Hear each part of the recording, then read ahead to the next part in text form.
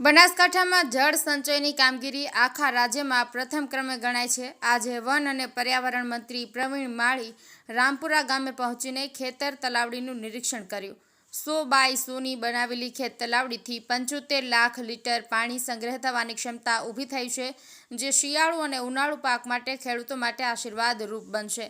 બનાસકાંઠામાં ભૂગર્ભ જળનું સ્તર સતત નીચે જઈ રહ્યો છે અને પાણીની સમસ્યા વર્ષોથી ગંભીર બની રહી છે। આ પરિસ્થિતિમાં જળસંચય માટેની ખેતર તલાવડી યોજના એક મોટી ક્રાંતિ સાબિત થઈ છે। વન અને પર્યાવરણ મંત્રી પ્રવીણ માળી આજે રામપુરાની ખેતર તલાવડીનું નિરીક્ષણ કરવા પહોંચ્યા હતા। અહીં 100x100 મીટર માપની બનેલી આ વિશાળ તલાવડીમાં અંદાજિત 75 લાખ લીટર સુધી વરસાદી પાણીનો સંગ્રહ થશે। સાથે સાથે ખેડૂત પોતાના ખેતરમાં ખેત તલાવડી બનાવે છે અને સરકાર તેમાં પ્લાસ્ટિક વિના મૂલ્યે આપી અને આ પ્લાસ્ટિકને ફિટ કરીને આપે છે, એટલે આ ખેત તલાવડીમાં પાણીનો સંગ્રહ થઈ શકે। રાજ્ય સરકારના પ્રયાસોથી ખેત તલાવડીનું પાણી જે ખેડૂતોના સિંચાઈના કામે લાગશે, એવો આ એક અભિગમ છે। બનાસકાંઠામાં અંદાજિત 5000 જેટલી ખેત તલાવડીનું નિર્માણ થયું છે અને જેના થકી ખેડૂતો વરસાદી પાણીનો સંગ્રહ કરી અને સિંચાઈના કામમાં ઉપયોગમાં આ પાણી લે છે। ત્યારે બનાસકાંઠામાં એક અલગ જળસંચયની ટીમ પણ કામ કરી રહી છે। સાથે સાથે ખેડૂતો પણ પોતાના ખેતરમાં ખેત તલાવડી બનાવી અને સિંચાઈના પાણીનો ઉપયોગ કરી રહ્યા છે।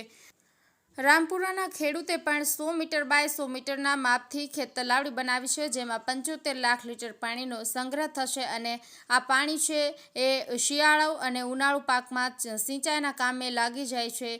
ત્યારે બનાસકાંઠા જિલ્લો જળસંચય તરફ વળ્યો છે અને આગામી સમયમાં ભૂગર્ભ જળને મહત્વ આપી અને બનાસકાંઠા જિલ્લો એ જળસંચયના કામોમાં ખેડૂતોને ઉપયોગી થશે। જયંતિભાઈ ઠક્કર, ન્યૂઝ 16 ગુજરાતી। રાજ્ય સરકારે એક બનાસકાંઠા અને ગુજરાતના ખેડૂતો માટે પહેલ કરી છે કે વરસાદી પાણી દરિયામાં ન વહી જાય અને ખેડૂત પોતે આત્મનિર્ભર બને ખેતી કરવા માટે। એના માટે એક મોડલ ખેત તલાવડીનું કરેલું છે। આજે આપણે બનાસકાંઠાના ડીસા તાલુકાના રામપુરા મુકામે વક્તાબેનના ખેતરે છીએ, જેમાં આપ જોઈ રહ્યા છો કે 110 x 110 ફૂટનો ખાડો ખેડૂત દ્વારા એના પુરુષાર્થથી ખોદવામાં આવ્યો અને એની ઉપર જીઓ મેમ્બ્રેન પ્લાસ્ટિક એટલે કે 500 માઇક્રોનનું પ્લાસ્ટિક રાજ્ય સરકાર દ્વારા પાથરવામાં આવ્યું, સિંચાઈ વિભાગ દ્વારા। આજે આ વરસાદનું પાણી એમાં સંગ્રહ કરી અને ખેડૂત 75 લાખ લીટરથી વધારે આ પાણીનો સંગ્રહ કરી અને આનાથી ખેતરને પોતે પાકોને પાણી પાવશે, પોતે આત્મનિર્ભર બનશે અને આ પ્રોજેક્ટ આખા રાજ્યની અંદર સૌથી વધુ બનાસકાંઠાના ખેડૂતોએ કર્યું છે। અને પુરુષોત્તના લીધે આજે આપણે જોઈ શક્યા છીએ કે કરોડો લીટર પાણી દરિયામાં વહી જતું અટક્યું છે। આવનારા સમયની અંદર પણ સૌથી વધુ પાણી જો સંગ્રહ કરવાનું કોઈ કામ કરી રહ્યું છે તો બનાસના ખેડૂતો કરી રહ્યા છે।